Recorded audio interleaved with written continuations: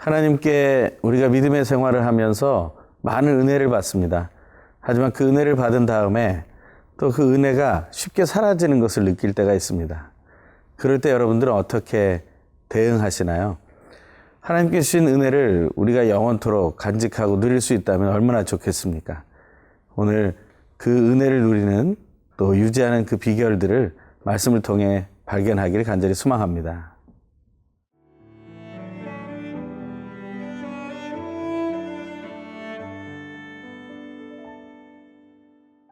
마가복음 9장 14절에서 29절 말씀입니다. 이에 그들이 제자들에게 와서 보니 큰 무리가 그들을 둘러싸고 서기관들이 그들과 더불어 변론하고 있더라.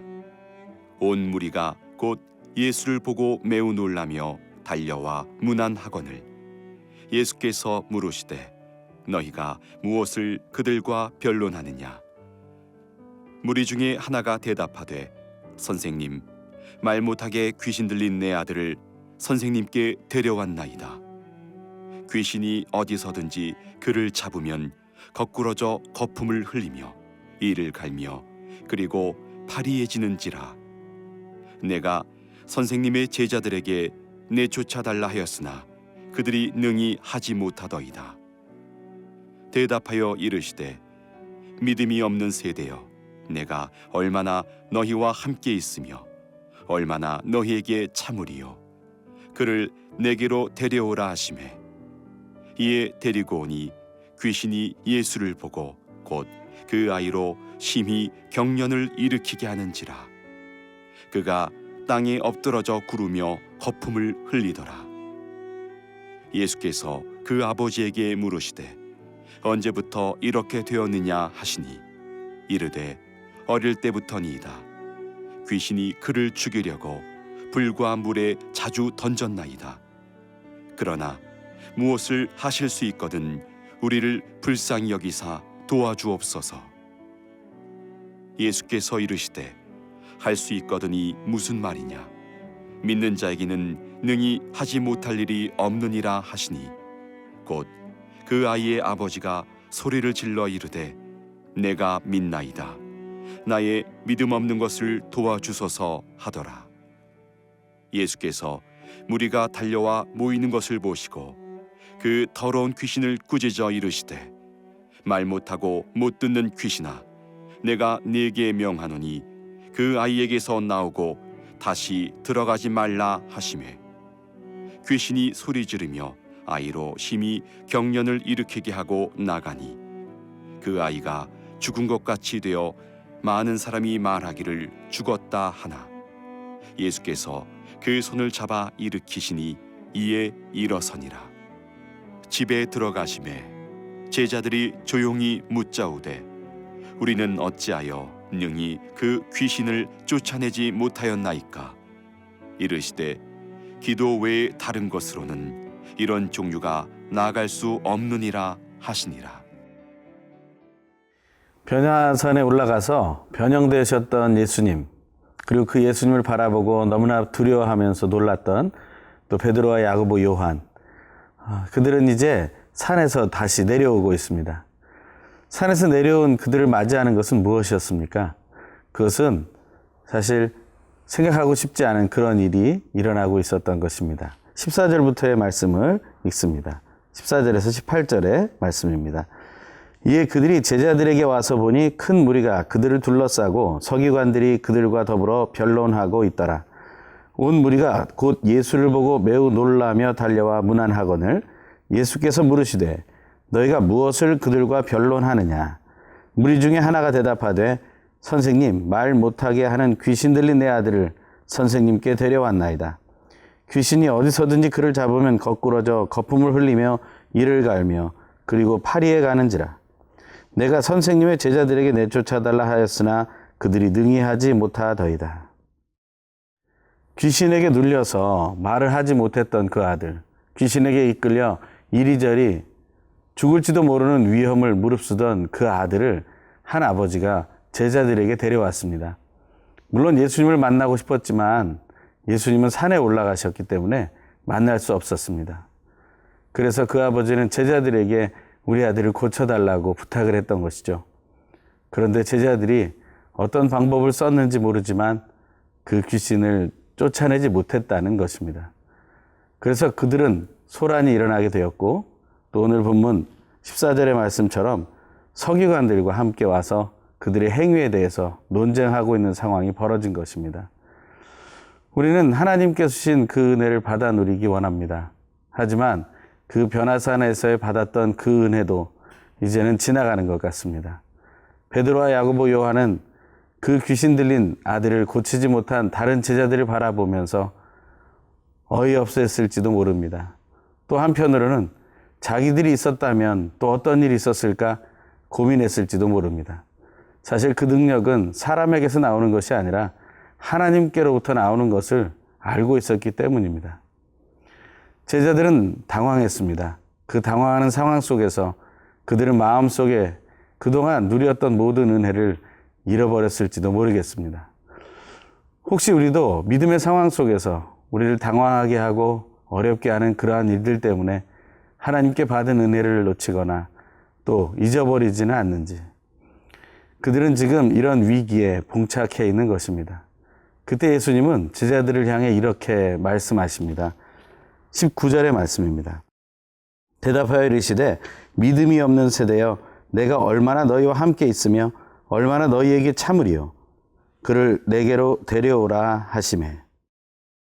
예수님은 제자들을 향해서 믿음이 없는 세대라고 말씀하십니다. 믿음이 없다라는 것은 무엇을 의미합니까?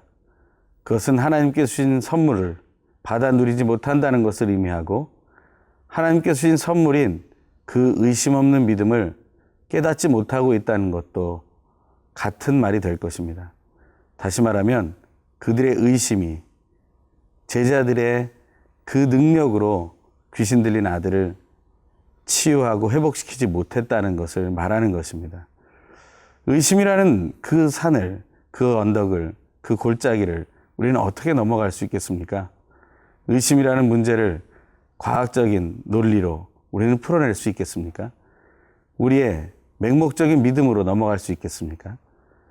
그 의심이라는 것을 넘어가기를 하나님은 원하고 계십니다. 우리가 의심의 장애물에 멈춰서게 될 때 우리가 받은 모든 은혜가 흔들리게 됩니다. 그리고 그 은혜는 무너지게 되고, 그래서 우리는 은혜를 잊어버린 사람, 은혜를 잃어버린 사람이 된다는 것입니다. 믿음이 없는 세대라는 말을 우리가 깊이 생각해 보기 바랍니다. 오늘 지금 나는 하나님에 대해, 예수님에 대해, 성령 하나님에 대해 어떻게 믿고 있는가? 그 믿음을 다시 한번 확인하는 오늘이 되길 간절히 소망합니다.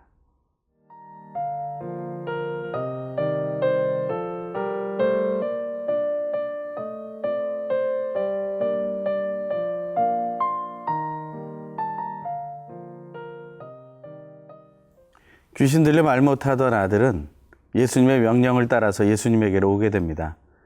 그때 그 아들 안에 있던 귀신이 예수를 보게 됩니다. 그러면서 심히 경련을 일으키게 하고 또 쓰러지게 만듭니다. 귀신의 모습이죠.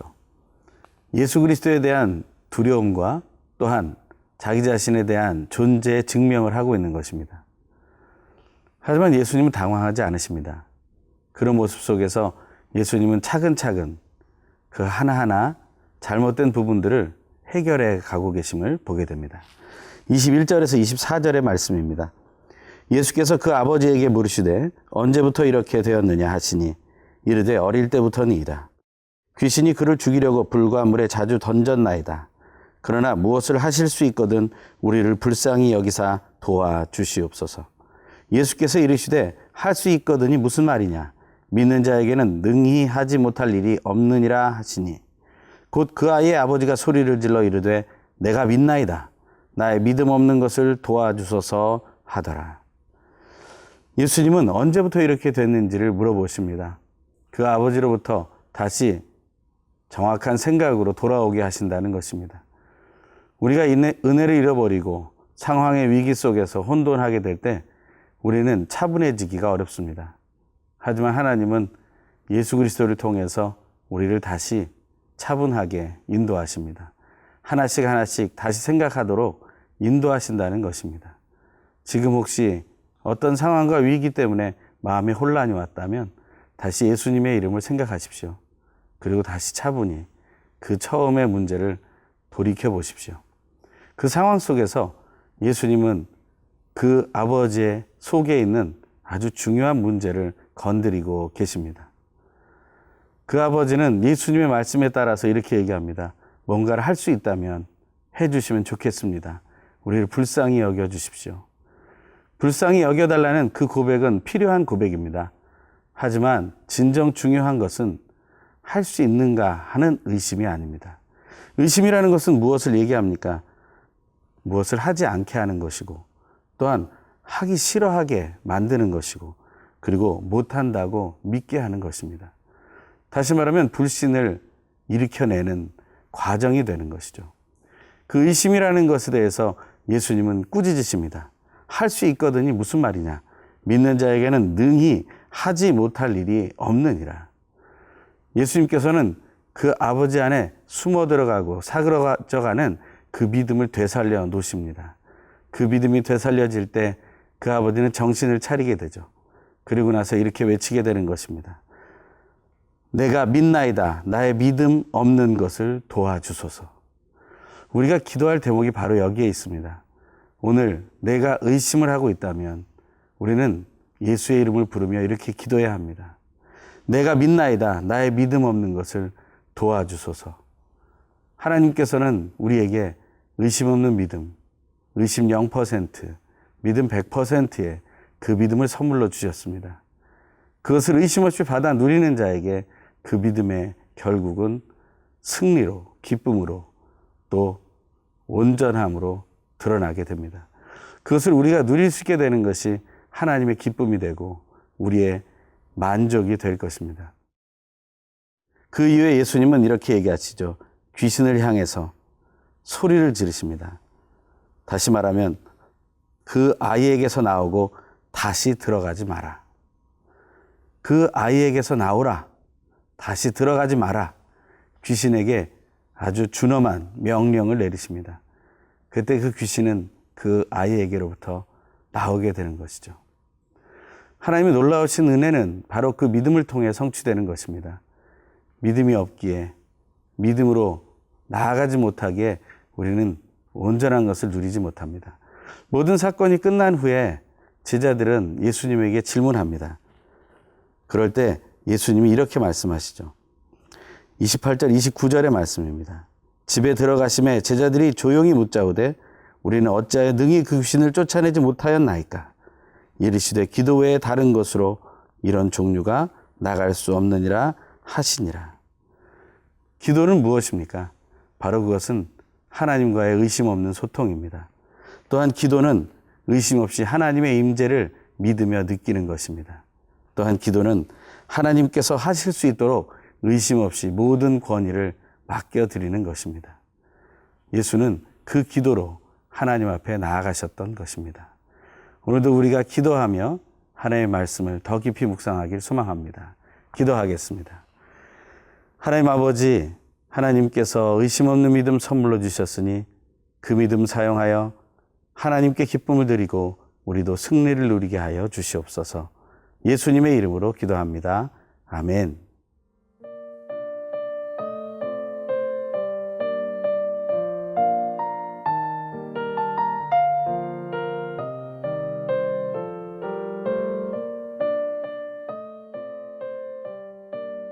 이 프로그램은 시청자 여러분의 소중한 후원으로 제작됩니다.